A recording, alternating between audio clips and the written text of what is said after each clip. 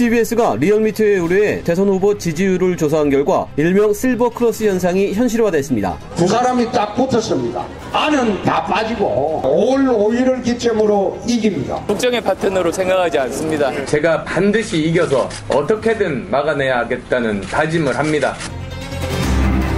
예, 매주 목요일에 만나던 이택수의 여론을 오늘은 하루 앞당겼습니다. 왜냐하면 공표 가능한 마지막 여론조사 기간이 어제까지였거든요.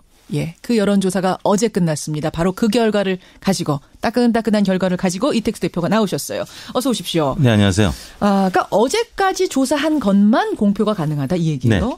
그러면 내일부터는 여론조사 자체를 안 합니까?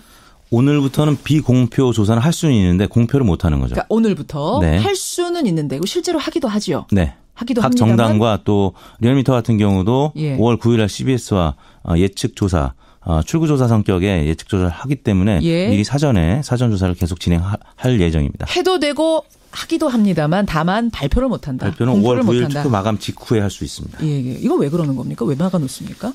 여론조사가 투표에 영향을 긍정적으로 미치면 모르겠는데 부정적으로도 영향을 미칠 수 있긴 있죠. 그래서 대부분의 나라에서 하루 이틀 정도 있거나 이제 없는 상황인데 우리나라에서는 규제 완화 얘기는 있습니다만 6일로 바뀐 지가 굉장히 오래됐는데도 단축이 되지 않아서 선거가 끝나면 아마 표현의 자유나 국민 알 권리 침해 때문에 위헌 논란이 계속 가속화될 것으로 보입니다. 그렇군요. 이른바 깜깜이 선거 기간, 네. 블랙아웃 기간에 오늘부터 들어갑니다, 여러분. 그래서 이 마지막 여론조사 결과 어떻게 나왔을지 각 캠프는 물론이고 국민들도 촉각을 곤두세우고 있는데 네. 자, 제일 중요한 후보 지지율 어떻게 나왔는지 아까 권민철 기자가 잠깐 소개했습니다만 네. 다시 한번 짚어보죠. 조사 기회는 아까 권 기자님이 말씀하셨기 때문에 빠진 부분만 말씀을 드리면 예. 이번 조사는 CBS 리얼미터 정례 조사는 다르게 안심번호를 처음으로 사용을 했습니다. 선관위 통해서 이 통사에서 제공받은 안심번호 표집틀을 무선 전화 면접 조사 51%를 했는데 거기에 모두 안심번호를 사용을 처음으로 했습니다. 그래요? 응답률은 13.5%였고 표본 오차는 95% 신뢰 수준에서 플러스 마이너스 3.1%포인트였고 자세한 내용은 중앙선거 여론조사 공정심의위원회 홈페이지를 참고하시면 되겠습니다. 예, 문재인 후보가 여전히 1위 42.4%네요. 네, 저희가 동일한 형태의 조사, 그러니까 전화 면접을 50% 활용한 조사가 2주 전에 있었는데요. 2주 전과 비교해 보면 문재인 후보가 43.8%에서 42.4%로 1.4%포인트 하락한 수치였지만 예. 여전히 독주를 하고 있고요. 예. 그다음으로 안철수 후보가 18.6%, 홍준표 후보가 18.6%로 완전 동률로 나타났습니다. 이게요. 네. 이택수 대표님. 여론조사를 매일 하시는 분이지만 이렇게 나오는 게 쉽지 않잖아요. 18.6으로 소수점 첫째 자리까지 똑같이. 네, 매우 드문 경우죠. 안철수 후보는 2주 전과 비교하면 13.7%포인트가 하락을 했고 예. 홍준표 후보는 8.4%포인트가 상승을 해서 2주 전에는 32대 10이었는데 이번에는 18.6대 18.6 거의 동일하게 나타났고요. 심상정 후보가 4위였습니다. 7.3%로 2주 전 대비 3.1%포인트 상승했고요. 그렇죠. 유승민 후보가 4.9%로 2주 전 대비 1.7%포인트 올랐습니다. 예, 42.4. 홍준표 안철수 똑같이 18.6, 심상정 7.3, 유승민 4.9. 네. 눈에 띄는 변화는 역시 안철수 후보의 하락과 홍준표 후보의 상승 이렇게 볼 수 있겠네요. 그렇습니다. 예, 이게 사실은 이제 관심이 뭐였냐면 마지막 조사에서 안철수, 홍준표 두 사람의 이른바 실버 크로스. 네. 그러니까 이게 순위를 바꾸는 현상이 일어날 거냐 말 거냐 이게 관심사였는데 똑같이 나와버렸어요. 동점이 나와버렸어요. 불과 2주 전만 해도 양강 구도였고 골든 크로스를 국민의당에서는 얘기했는데 예상치 못하게 2, 3위 간에 실버 크로스 얘기가 지금 나오고 있는데요. 어제 일부 조사에서는 오차 범위 내에서 홍준표 후보가 앞선 결과도 소개가 됐습니다만. 그런 구간도 있더군요. 네. 지금 리얼미터에서는 완전 동률로 나왔고요. 주로 안철수 후보 같은 경우는 그동안에 강세를 보이던 60대 이상과 TK에서 계속 1위였었는데 지금은 홍준표 후보한테 60대와 보수층에서 모두 1위 자리를 뺏겼고요. 홍준표 후보는 TK와 또 60대 보수층에서 모두 안 후보를 밀어내고 선두로 부상을 했습니다. TK에서도 문 후보가 계속 1위였는데 이제 TK에서는 홍준표 후보가 1위입니까? 그렇습니다. TK에서 홍준표 37.3, 예. 문재인 30.7. 오차 범위 내긴 합니다만 홍준표 후보가 앞서가기 시작했고요. 예. 안철수 후보가 9.5%로 한 자릿수로 TK에서는 떨어졌습니다. 그래요. 홍준표 후보의 상승은 그 원동력을 뭘로 보시는 거예요? 홍준표 후보의 그래프 곡선을 봤더니 4월 9일 날 굉장히 논란 끝에 지사직을 내놓지 않았습니까? 꼼수 사퇴라고 많은 논란이 예. 있었음에도 불구하고 4월 10일부터 본격적으로 두 자릿수로 올라서더니 최근 들어서는 10% 후반까지 올라선 건데요. 공교롭게도 홍준표 후보가 올라서니까 안철수 후보가 4월 10일부터 계속 하루도 빠짐없이 조금씩 내려와서 지금은 완전 동률로 이루어진 것인데 결국에는 안희정 후보에서 안철수 후보로 갔던 부유층이 지금은 홍준표 후보로 다시 옮겨온 이런 결과가 나타난 것 같습니다. 여기서 이제 부유층이라 하면 떠도는 층들. 네네, 마음을 그렇습니다. 확실히 정하지 못했던 중도 보수 이쪽 분들이 결국은 반기문부터 시작되는 거잖아요. 그렇습니다. 반기문에서 안철수, 네, 안철수에서 안희정도 있고 중간에. 네, 중간에 황교안이 잠깐 있었고. 그러네요. 결국은 홍준표로 모아지는 것 아니냐 이제 이런 분석. 저희가 잠시 후에 자유한국당 홍준표 후보 이제 캠프죠. 연결해보고 국민의당도 연결을 해봅니다. 이 그래프 18.6이라는 동률을 어떻게 각 당에서 분석하고 있는지 들어보기로 하죠. 투표율은 얼마나 될 걸로 보이세요? 조사하셨죠? 네. 반드시 투표하겠다는 응답이 77.2%로 나타났고요. 예. 가급적 투표할 생각이다 10.3%로 나타났습니다. 두 의견을 합치면 7.5%로 나타났고요. 별로 투표할 생각이 없다 1.1%, 전혀 투표할 생각이 없다 8.2%로 나타나서 반드시 투표하겠다 77.2%. 지난 대선이 75.8%였는데 그보다 약간 상회하지 않겠느냐라고 저희 리얼미터는 보고 있습니다. 전혀 생각이 없다라고 말씀하시는 분도 8.2%나 돼요? 실제는 이거보다 이제 더 많겠죠. 근데 여론조사 응답하시는 분들은 전혀 투표할 생각은 여론조사도 잘 응답을 안 하기 때문에. 그러니까요. 그 와중에도 8.5%가 전혀 안 하겠다. 이런 분도 계세요. 자, 여기서 중요한 게 뭐냐면 적극적 투표층의 표심입니다. 그러니까 난 반드시 가서 투표장 가서 투표할 거야라고 하는 분들의 지지율이 중요하잖아요. 그것만 따로 떼서 보면 어떻게 나오나요? 문재인 후보 같은 경우 아까 42.4%였는데요. 반드시 투표층에서는 45.6%로 실제 지지율보다 한 3%포인트가량 더 높게 나타났습니다. 홍준표 후보는 18.8%, 아까 18.6이었는데 0.2%포인트 차이로 약간 높았는데 거의 비슷한 수준이죠. 안철수 후보는 16.9%로 아까 18.6%였는데 좀 떨어졌네요, 오히려. 1.7%포인트가량 떨어졌고요. 또 나머지 심상정 후보가 7.7%, 유승민 후보가 4.7%로 두 후보는 비슷한 수준이었는데 결국 이제 문재인 후보가 50% 이상을 민주당 기대대로 바램대로 50% 이상 득표할 것이냐. 안정적인 국정 운영을 위해서 과반 득표를 해야 된다고 보는데 실제는 45.6%의 적극 투표층의 지지율 40%대 중반에서 후반 정도가 아니겠느냐라고 많은 전문가들은 보는데 왜냐하면 그동안에 다자구도로 치러졌던 선거에서 1등이 모두 50%를 넘은 적이 한 번도 없었습니다. 그래서 냉정하게 보면 45%에서 50% 사이가 아닐까라고 보고 있는데요. 50% 이상은 민주당의 바람인데 실제 이루어질지는 지켜봐야 될 것 같습니다. 알겠습니다. 또 중요한 문항이 뭐냐면 당선 가능성이에요. 그러니까 내가 누구를 지지하느냐와 상관없이 누가 될 것 같으세요? 라고 물으셨죠. 2주 전에 문재인 후보가 대략 60%의 당선 가능성을 보였는데 지금은 70%로 1강으로 되면서 당선 가능성도 많은 유권자들이 높게 봤습니다. 결국 누가 될 것 같습니까? 라고 물으니 70%가 문재인이 될 거다. 그다음 2위는 안철수 후보로 20.7%였고요. 지난 조사 대비 8.7%포인트 당선 가능성이 좀 낮아진 것으로 평가가 됐습니다. 그다음에 홍준표 후보가 8.7%포인트 오른 13.5%의 당선 가능성을 보였고 나머지 유승민, 심상정 후보는 1%포인트가 안 되는 수치를 나타냈습니다. 그래요. TV토론이 이제 어제 마지막으로 있었습니다. TV토론 이제 끝났습니다. 참 치열하게 치러졌고 굉장히 관심들이 많으셨어요. 그래서 TV토론의 수혜자가 누군지도 조사를 해보셨다고요. 네, 그렇습니다.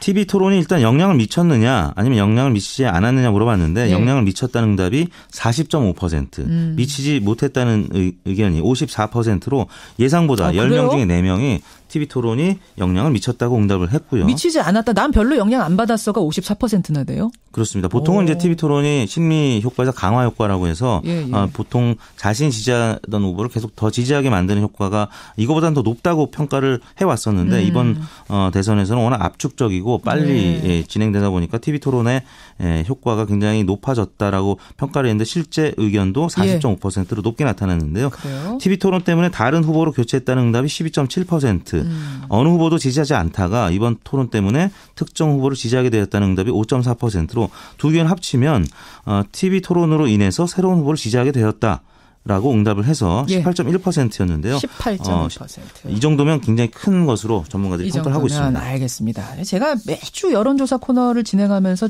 크게 깨달은 게 뭐냐면 그 시점의 수치보다 더 중요한 건 흐름, 추세. 누가 상승세냐, 누가 하락세냐 이게 더 중요하더라고요. 맞죠? 이 대표님. 그렇습니다. 예. 그동안의 변화 추이를 한번 짧게 압축적으로 소개해 주세요.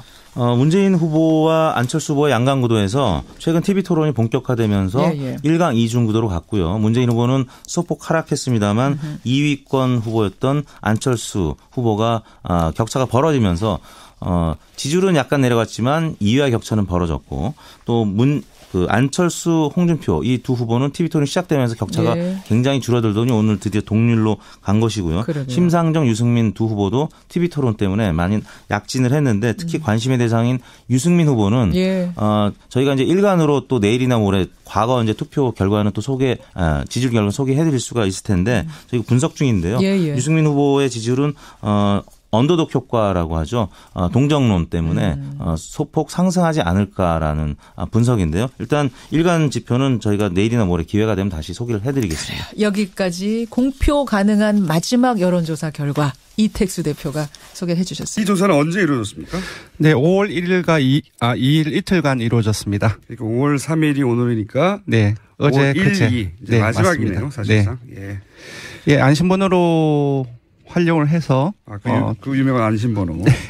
안심번호는 간단하게 또 소개 다시 드리면 휴대폰이 이제 지역 구분이 안 되는데 3사 통신사로부터 지역 구분을 받아서 근데 번호는 본인 번호가 아니라 이제 가상 번호로 받아서 신분도 보호되면서 지역 구분도 되는 그걸 안심번호라고 합니다. 예, 골고루 받을 수 있습니다. 그래서 이제 여론조사 정확도가 좀 더 높다 이렇게 알려져 있는 조사 방식입니다. 네. 자, 결과 어떻습니까? 네, 지금까지 홍준표 후보하고 안철수 후보가 이제 거의 오차 부분의 박빙의 조사 결과가 많이 나왔는데요. 박빙으로 뭐 좀 앞서기도 하고 뒤서기도 하고 이런 결과들이 나왔습니다. 네, 어제 조금 놀란 결과가 나왔는데 소수점 한 자리까지 같은 동률인 결과가 나왔습니다. 그래요? 예, 맞습니다. 이거 참 절묘하네요. 예, 홍 후보가 홍 후보 안 후보가 동률로 18.6%가 나왔고요. 문재인 후보가 42.4%. 이게 그 2주 전 그 동일 조사하고 비교를 하면 소폭 하락세이긴 하지만 이제 조금 전에 소개해 드렸던 18.6%하고 차이가 한 23.8%포인트 차이가 납니다. 차이는 더 벌어졌군요. 네, 일강 독주가 이어지고 있다고 봐야 되겠고요. 심상정 후보 역시 7.3%로 강세가 이어지고 있습니다. 유승민 후보는 4.9%, 5%에 근접하고 있습니다. 네. 유승민 후보도 한 1점 몇 프로 상승했네요. 네, 맞습니다. 2주 전에 정확히 2주 기간이 이전 조사하고 지금 조사하고 흘렀는데 조금씩 전부 다 상승을 했는데 홍 후보 같은 경우는 거의 2배가 뛰었고요. 안 후보 같은 경우는 2주 전에 비해서 13.7%포인트 하락을 했습니다. 그래서 2주 전에는 30%대였는데 이번에는 이제 10%대 후반으로 떨어지게 된 거죠. 2주 만에 13.7%는 하락폭이 진짜 큰데요. 네. 사실상 안철수 후보 같은 경우 2주 전에 충청권과 대구 경북 50대와 60대 이상 보수층에서 모두 1위를 기록했습니다. 근데 이 지역 60대 이상이라든지 보수층 이런 곳에서 전부 다 홍 후보한테 1위 자리를 내주었습니다.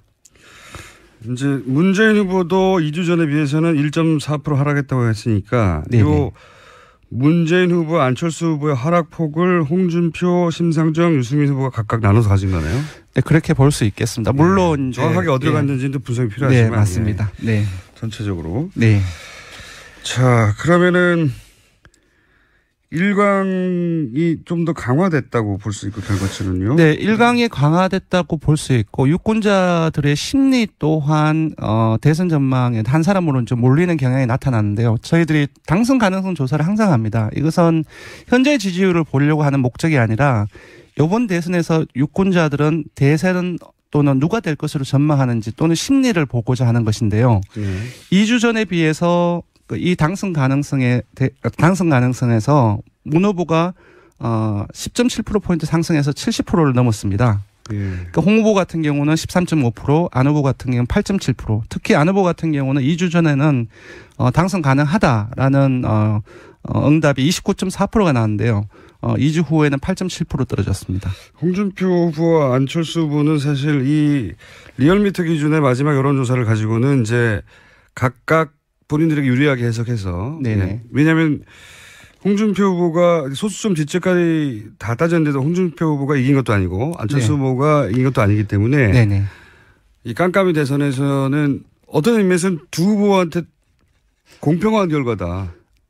그렇죠. 어제 물론 결과, 두 후보는 각각 다 공평하다고 생각하지 않겠지만 결과가 너무 놀랐는데 소수점 한 자리까지 같았으니까 일단 숫자 자체로는 공평한 그 시작 시점에서 새로운 시작 시점에서 출발을 해야 한다라고 볼 수 있겠습니다. 공평하다는 의미는 이제 이 결과를 가지고 자신들에게 유리하게 활용해서 깜깜이 대선에 쓸 수 있는 그런 수치가 나온 게 아닌가. 양쪽 모두 이제 여기서 다시 치고 올라갈 수 있다고 이제 할 수 있으니까요. 그렇습니다. 네. 자, 그러면 판세 변화가 있을 수 있다. 이런 관점에서 남은 조사가 있나요? 수치가? 예. 저희들이 이제 얼마 남지 않았죠. 오늘 기준으로 하면 6일 정도 남았습니다. 이 6일 동안에 지금 응답자가 끝까지 지지하겠는지 아니면은 교체 가능한지를 물어봤는데 이 결과를 통해서 어떤 후보가 그 핵심 지지층을 계속 유지하고 변화가 없이 계속 가져가겠는지를 볼 수 있습니다. 문 후보가 끝까지 지지하겠다라는 응답이 89.5%가 나와서 자신의 지지층의 10명 중 9명이 계속 지지하겠다라고 얘기를 해서 가장 높았고요. 다음 2위가 홍 후보입니다. 84%가 나왔고 안 후보가 이제 빅3 중에서는 상대적으로 조금 낮습니다. 80.2%가 끝까지 지지하겠다고 얘기를 했습니다. 그리고 유 후보가 67.3%, 4%, 심 후보가 62.5%로 심 후보 같은 경우는 7%대 또 어떤 조사 같은 경우 어제 발표된 조사에서는 10%에 근접하는 지지율을 보였는데요. 계속 지지하겠는지 여부에서는 교체할 수 있다라는 응답이 다른 후보들에 비해서 상대적으로 높았고 자신의 지지층의 한 10명 중 4명 정도는 이후의 상황에 따라서 교체할 수도 있다라는 응답을 했습니다. 아무래도 이제 지지율이 급상승하는 후보들은 대부분 아직 결집한 지가 오래 안 되기 때문에 안철수 후보도 그랬잖아요. 그렇습니다. 심상정 후보도 최근에 한 2배 가까이 급상승했기 때문에. 예, 심 후보 같은 경우는 지역적으로 수도권 연령으로는 20대 그리고 이념 성향으로는 진보층인데 이 진보층의 향방이 바꿔질 수 있습니다. 자, 이제 조사 개요 해주세요. 안 하면 큰일 나니까. 예, 이번 조사는 CBS 의뢰로 리얼미터가 공표금지 직전인 5월 1일과 2일 이틀 동안 전국 만 19세 이상 유권자 1,016명을 대상으로 안심번호 무선, 유선 RDD, 무선 RDD, 전화 면접 및 자동응답 혼용을 실시했습니다. 표본 오차는 95% 신뢰 수준에서 플러스 마이너스 3.1%포인트, 자세한 사항은, 응답률은 13.8%입니다. 자세한 사항은 중앙선거 여론조사심의위원회 홈페이지를 참고하시기 바랍니다.